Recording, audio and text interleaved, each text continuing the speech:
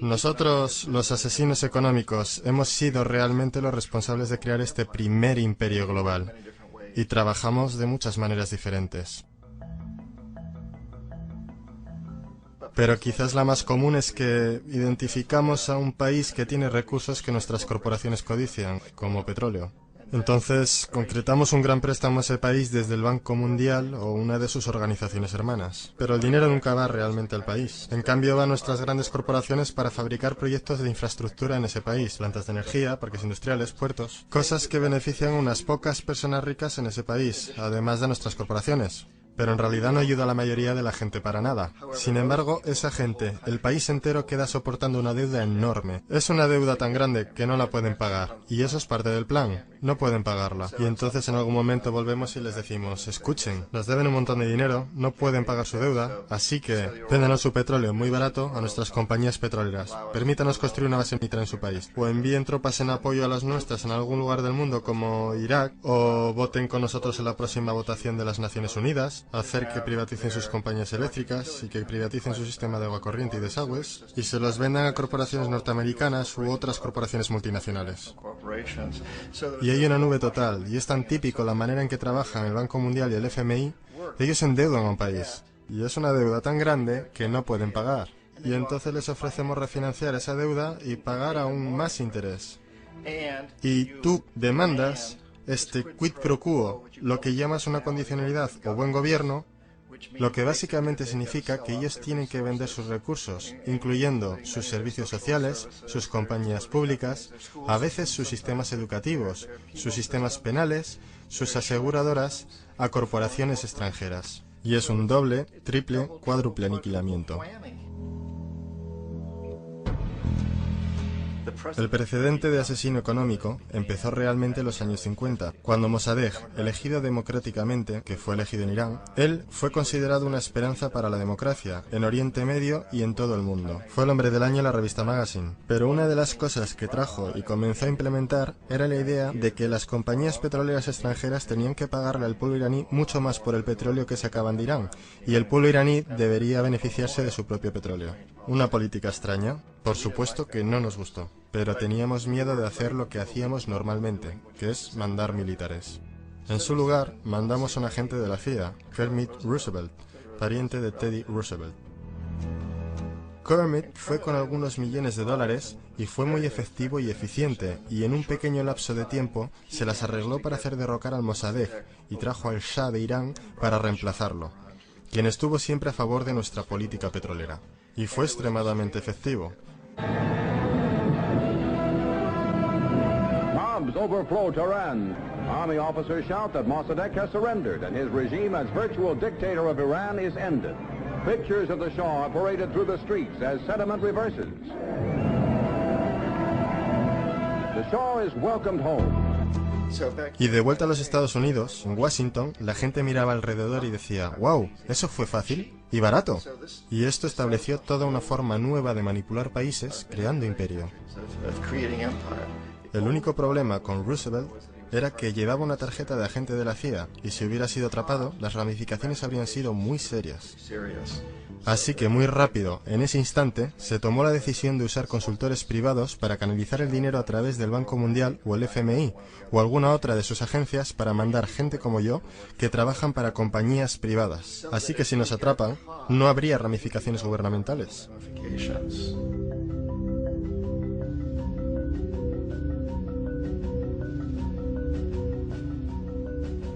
Cuando Arbenz se transformó en el presidente de Guatemala, el país estaba muy sumido bajo los pulgares de la compañía United Fruit y las grandes corporaciones internacionales. Y Arbenz corrió con esta postura que decía, ¿sabes?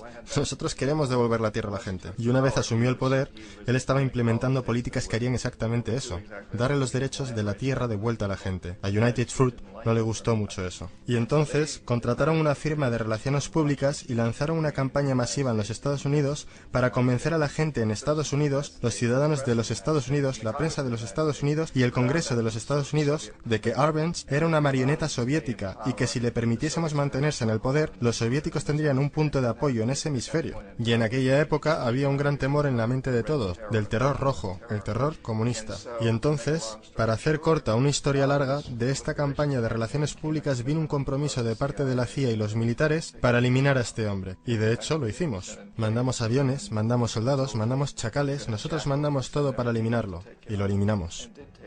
Y tan pronto como fue removido de su oficina, el nuevo tipo que lo reemplazó reinstauró básicamente todo para las grandes corporaciones internacionales, incluyendo a United Fruit.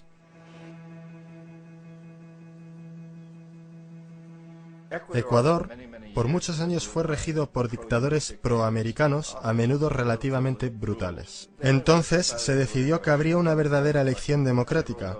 Jaime Roldós se postuló y su principal meta, dijo como presidente, sería asegurar de que los recursos de Ecuador se usarían para ayudar a la gente. Y ganó, de manera aplastante, por más votos de los que nadie ha ganado nunca en Ecuador, y comenzó a implementar estas políticas, para asegurarse de que las ganancias del petróleo fueran a ayudar a la gente. Bueno, a nosotros no nos gustaba esto en los Estados Unidos. Yo fui enviado como uno de varios asesinos económicos para cambiar a Roldós, para corromperlo, para darle la vuelta, para hacerle saber, ya sabes. ¿De acuerdo? Ya sabes. Puedes hacerte muy rico tú y tu familia si juegas nuestro juego. Pero si continúas intentando mantener estas políticas que has prometido, te vas a ir. Él no escuchaba. Fue asesinado. Tan pronto como cayó el avión, todo el área fue acordonada. La única gente a la que se le permitió entrar eran militares de una base americana próxima y algunos militares ecuatorianos. Cuando se lanzó una investigación, 2 de los testigos clave fallecieron en accidentes de tráfico antes que tuvieran la oportunidad de testificar. Un montón de cosas muy extrañas ocurrieron en torno al asesinato de Jaime Roldós. Yo, como la mayoría de la gente que realmente había visto este caso, no tenemos absolutamente ninguna duda de que fue un asesinato. Y por supuesto, en mi posición como asesino económico, yo siempre estuve esperando que algo le pasara a Jaime. Si iba a ser un golpe de estado o un asesinato, yo no estaba seguro, pero que lo iban a cesar sí, porque él no estaba siendo corrompido. Él no se permitía a sí mismo corromperse como nosotros queríamos corromperlo. Omar Torrijos, el presidente de Panamá, era uno de mis favoritos, ¿sabes? Realmente me gustaba, era muy carismático. Él era un tipo que realmente buscaba ayudar a su país. Y cuando quise sobornarlo o corromperlo, él dijo, mira John, me llamaba Juanito. Dijo, mira Juanito, yo no necesito el dinero. Lo que realmente necesito para mi país, que sea tratado justamente. Necesito, pues, que los Estados Unidos nos den lo que le deben a nuestra gente por toda la destrucción que han hecho aquí. Necesito estar en una posición donde yo pueda ayudar a otros países latinoamericanos a ganar su independencia y estar libres de esto, de esta terrible presencia del norte. Señores, ustedes nos están explotando miserablemente. Yo necesito tener el canal de Panamá de vuelta en las manos de la gente panameña. Eso es lo que yo quiero, así que déjame solo, ¿sabes? No trates de sobornarme. Era el año 1981 y en mayo Jaime Roldós fue asesinado. Y Omar era muy consciente de ello. Torrijos reunió a su familia y dijo, probablemente sea el siguiente, pero está bien, porque hice lo que vine a hacer, renegocié el canal. El canal ahora estará en nuestras manos, recién finalizamos de negociar el tratado con Jimmy Carter. En junio de ese mismo año, solo un par de meses después, él también cayó en un accidente aéreo, el cual, no hay duda, fue ejecutado por chacales apoyados por la CIA. Hay un montón de pruebas de que uno de los guardias de seguridad de Torrijos le entregó en el último momento, mientras subía al avión, una grabadora. Una pequeña grabadora que contenía una bomba.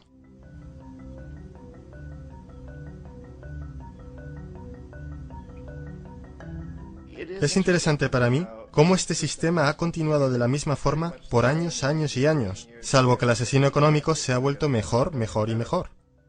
Entonces nos las vimos muy recientemente con lo que pasó en Venezuela. En 1998, Hugo Chávez queda electo presidente, siguiendo una línea larga de presidentes que había sido muy corruptos y destruyeron básicamente la economía del país. Y fue elegido Chávez entre todo esto.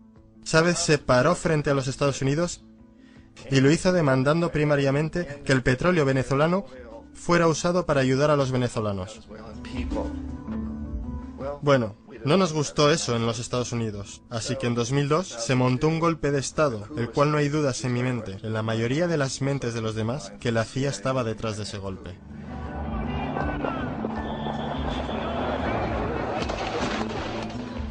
La manera en que fue fomentado ese golpe era muy parecido a aquel que Kermit Roosevelt hizo en Irán, de pagarle a la gente para que saliera a las calles, para manifestarse, para protestar, para decir que Chávez era muy impopular.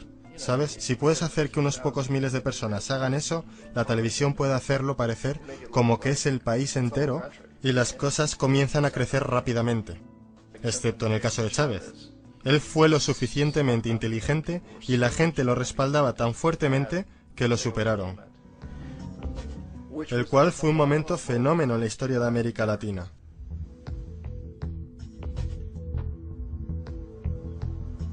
Irak realmente es el ejemplo perfecto de cómo funciona todo el sistema. Entonces nosotros, los asesinos económicos, somos la primera línea de defensa. Nosotros entramos, tratamos de corromper a los gobernantes y conseguimos que acepten estos préstamos enormes, lo que usamos entonces como palanca para ser dueños de ellos básicamente. Si fallamos, como fallé en Panamá con Omar Torrijos y en Ecuador con Jaime Roldós, hombres que rehusaron a ser corrompidos, entonces la segunda línea de defensa es mandarles los chacales. Y los chacales o derrocan gobiernos o asesinan. Y una vez que pasa eso, y un nuevo gobierno entra, ese nuevo presidente sabe lo que le pasará si no lo hace. En el caso de Irak, ambas líneas de defensa fallaron. Los asesinos económicos no fueron capaces de llegar a Saddam Hussein. Lo intentaron muy duro. Tratamos de conseguir que aceptase un trato similar al que la Casa de Saud aceptó en Arabia Saudí. Pero él no lo aceptaría. Y entonces los chacales fueron a eliminarlo. No pudieron hacerlo. Su seguridad era muy buena. Después de todo, él, en un momento, trabajó para la CIA. Él fue contratado para asesinar a un presidente anterior de Irak, y falló, pero conocía el sistema. Así que en 1991 mandamos las tropas y eliminamos las fuerzas militares iraquíes. Entonces asumimos que en ese punto Saddam Hussein rectificaría. Pudimos haberlo eliminado, por supuesto, en aquel momento, pero no quisimos. Él es el tipo de hombre fuerte que nos gusta. Él controla a su gente. Pensamos que podía controlar a los kurdos y mantener a los iraníes en su lado de la frontera y seguir bombeándonos el petróleo. Y una vez hubiéramos eliminado sus fuerzas, entonces iba a rectificar. Entonces los asesinos económicos vuelven en los 90 sin éxito. Si hubiesen tenido éxito, él estaría dirigiendo el país. Nosotros le estaríamos vendiendo todos los aviones de combate que quisiera y todo lo que quisiera, pero no pudieron, no tuvieron éxito. Los chacales no pudieron eliminarlo nuevamente, así que enviamos a los militares nuevamente y esta vez sí hicimos el trabajo completo, y lo eliminamos. Y en el proceso nos creamos algunos muy lucrativos tratos de construcción para reconstruir el país que nosotros esencialmente destruimos, el cual es un muy buen trato si eres dueño de compañías de construcción de las grandes. Así que Irak muestra las tres etapas. Los asesinos económicos fallaron ahí, los chacales fallaron ahí, y como medida final, entran los militares. Y de esa manera nosotros realmente hemos creado un imperio, pero lo hemos hecho muy sutilmente. Es clandestino. Todos los imperios del pasado fueron construidos sobre lo militar, y todos sabían que los estaban haciendo. Los británicos sabían que lo estaban haciendo, los franceses, los alemanes, los romanos, los griegos, y estaban orgullosos de ello. Siempre tuvieron una excusa como extender la civilización, extender alguna religión o algo como eso, pero sabían que lo estaban haciendo. Nosotros no. La mayoría de la gente en los Estados Unidos no tiene idea de que estamos viviendo de los beneficios del imperio clandestino, de que hoy hay más esclavitud en el mundo de la que nunca antes hubo. Entonces tienes que preguntarte, bueno, si es un imperio, entonces ¿quién es el emperador? Obviamente nuestros presidentes no son emperadores. Emperador es alguien que no es elegido, no sirve un periodo limitado y esencialmente no se justifica ante nadie. No puedes calificar a nuestros presidentes de esta forma. Pero sí tenemos lo que yo considero el equivalente del emperador, y es lo que yo llamo la corporatocracia. La corporatocracia es este grupo de individuos que dirigen nuestras corporaciones más grandes, y ellos realmente actúan como el emperador de este imperio. Ellos controlan los medios, sea a través de propaganda o por ser propiedad directa. Ellos controlan la mayoría de nuestros políticos porque financian sus campañas, ya sea a través de las corporaciones o de contribuciones personales que vienen de las corporaciones. Ellos no son elegidos, no sirven periodos limitados de tiempo, no se justifican ante nadie. Y en la misma cima de la corporatocracia realmente no puedes saber si la persona está trabajando para una corporación privada o el gobierno, porque ellos siempre se mueven hacia atrás y adelante. Así que tienes a un tipo que en un momento es el presidente de una compañía constructora como Halliburton y al momento siguiente es el vicepresidente de los Estados Unidos, o el presidente quien estaba en el negocio del petróleo. Y esto es verdad aunque tengas demócratas o republicanos en la oficina. Tienes ese moverse atrás y adelante por una puerta giratoria. Y de esta forma nuestro gobierno es invisible por mucho tiempo. Y las políticas son llevadas por nuestras corporaciones en un nivel u otro. Y entonces, nuevamente, las políticas del gobierno son básicamente forjadas por la corporatocracia y presentadas al gobierno y se convierten en política gubernamental. Hay increíblemente una relación íntima. Esto no es un tipo de cosa o teoría conspirativa. Esta gente no se tiene que reunir y conspirar para hacer cosas. Todos ellos trabajan básicamente bajo una asunción primaria, y esta es que deben maximizar las ganancias sin importar los costos sociales o ambientales.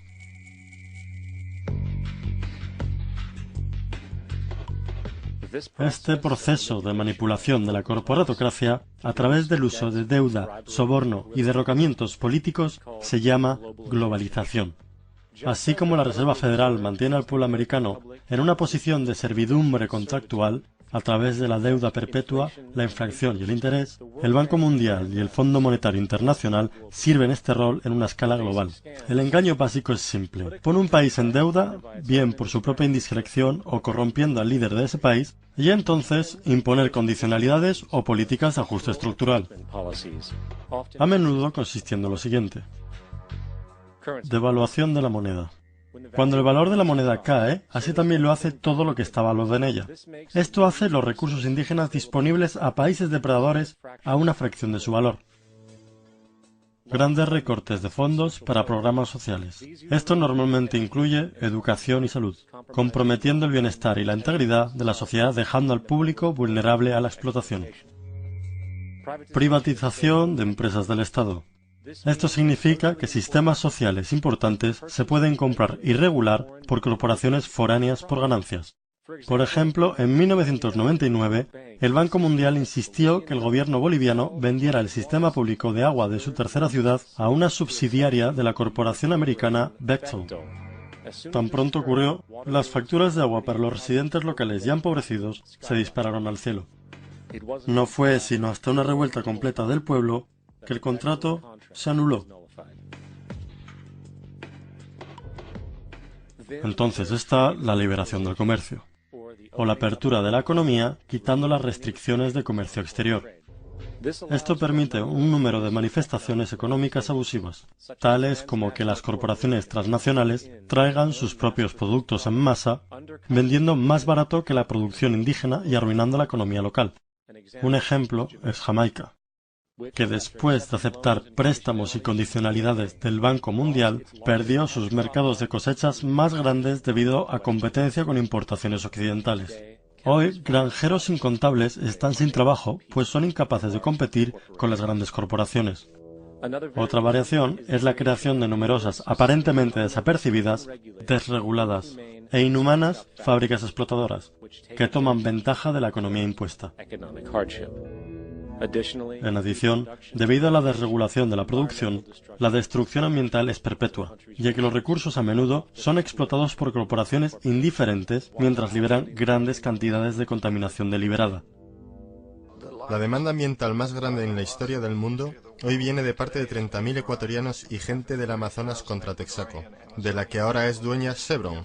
Así que es contra Chevron, pero por actividades conducidas por Texaco. Han estimado que han sido más de 18 veces lo que Exxon Valdez volcó en las costas de Alaska. En el caso de Ecuador no fue un accidente. Las compañías lo hicieron intencionalmente. Ellos sabían que lo estaban haciendo para ahorrar dinero en vez de arreglar la disposición apropiada. Además, un somero vistazo a los registros de rendimiento del Banco Mundial revela que la institución, que clama públicamente ayudar a países pobres a desarrollar y aliviar la pobreza, no ha hecho nada, excepto incrementar la pobreza y la no distribución de riquezas, mientras las ganancias corporativas se elevan. En 1960, la brecha de ingresos entre un quinto de la población y los países más ricos versus un quinto en los países más pobres era 30-1. En 1998 era de 74-1. Mientras el Producto Bruto Global subió 40% entre 1970 y 1985, los que están en la pobreza en realidad son más, un 17% más. Mientras que de 1985 a 2000, aquellos que viven con menos de $1 al día se incrementaron un 18%. E incluso el Comité Económico del Congreso norteamericano admitió que hay un mero 40% de éxito de todos los proyectos del Banco Mundial. En los años 60, el Banco Mundial intervino en Ecuador con grandes préstamos. Durante los próximos 30 años, la pobreza creció del 50% al 70%. Sobreempleo y desempleo crecieron de 15% al 70%. La deuda pública se incrementó de 240 millones a 16.000 millones, mientras que la porción de recursos destinados a los pobres bajó de 20% al 6%. De hecho, para el año 2000, el 50% del presupuesto nacional de Ecuador tuvo que ser destinado para pagar sus deudas. Es importante entender que el Banco Mundial es, de hecho, un banco norteamericano que apoya intereses de los Estados Unidos, pues Estados Unidos tiene poder de veto sobre las decisiones, porque es el proveedor más grande de capital. ¿Y dónde consiguió su dinero? Adivina. Lo hizo del aire a través del sistema bancario de reserva fraccionada. Basado en el Producto Bruto Interno, de las primeras 100 economías del mundo, 51 son corporaciones y 47 de esas 51 tienen base en los Estados Unidos. Walmart, General Motors y Exxon son económicamente más poderosas que Arabia Saudita, Polonia, Noruega, Sudáfrica, Finlandia, Indonesia y muchos otros. Y mientras las barreras proteccionistas se rompen, las monedas se unifican y manipulan en mercados flotantes. Y las economías de los estados se vuelcan a favor de competir en el capitalismo global. El imperio se expande. Usted aparece en su pequeña pantalla de 21 pulgadas y grita sobre América y la democracia. No existe América. No existe la democracia. Solo existe la IBM, la ITT, la AT&T, y DuPont, Dow, Union Carbide y Exxon. Esas son las naciones del mundo hoy día. ¿De qué hablan los rusos en sus consejos de Estado? ¿De Karl Marx? No. De sistemas de programación lineal. De teorías sobre estadística, de problemas económicos, y computan costos de sus transacciones e inversiones, como hacemos nosotros. Ya no vivimos en un mundo de naciones e ideologías, señor Bill. El mundo es un colegio de corporaciones, inexorablemente dirigido por los estatutos inmutables de los negocios. El mundo es un negocio, señor Bill.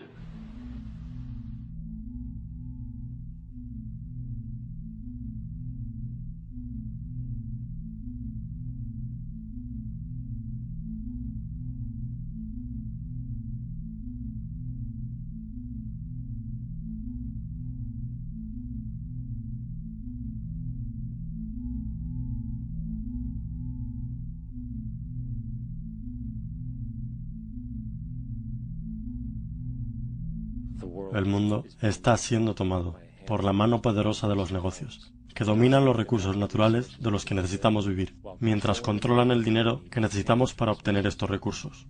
El resultado final será un monopolio mundial basado no en la vida humana, sino en poder financiero y corporativo. Y mientras la inequidad crece, naturalmente más y más gente se desespera.